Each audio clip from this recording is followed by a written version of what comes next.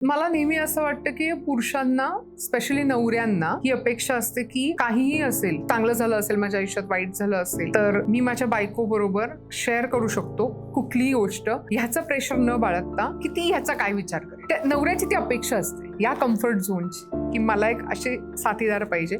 मला असं वाटतं खूप एक्स्ट्रा मॅरिटल अफेअर्स पण त्याच्यामुळे होतात. एक्झॅक्ट म्हणजे मी घरी जाऊन हे काहीतरी सांगितलं माझ्या बायकोला, ती काहीतरी भलताच विचार करणार आहे ह्या गोष्टीतून, किंवा निगेटिव्हच विचार करणार आहे, चुकीचंच मला समजणार आहे, आणि मग ते कुठेतरी वेंट आउट करण्याची जागा कुठेतरी दुसरीकडे मिळायला लागते. त्या पुरुषाला नेहमी असं वाटत असतं की आयुष्यभर माझ्या आई वडिलांनी माझ्यासाठी एवढं केलंय, आणि ऑल ऑफ अ सडन आता माझी बायको आली आहे. कळतंय त्याच्या मनात, हे कळतंय त्याला की ही पण घर सोडून आली आहे, ही पण आई वडील सोडून आली आहे, पण माझे आई वडील पण आहेत, त्यांना पण मला सोडता येत नाहीये. तर त्याची कुचंबणा ही जास्त मोठी आहे. महिलांच्या प्रॉब्लेम्स पेक्षा सुद्धा पुरुषांचे प्रॉब्लेम्स हे आत्ताच्या घडीला खूप मोठे आहेत, आणि ते प्रॉब्लेम्स ऍड्रेस केले गेले पाहिजे. आणि ते कोण ऍड्रेस करू शकतं, तर फक्त आणि फक्त एक स्त्री ऍड्रेस करू शकते.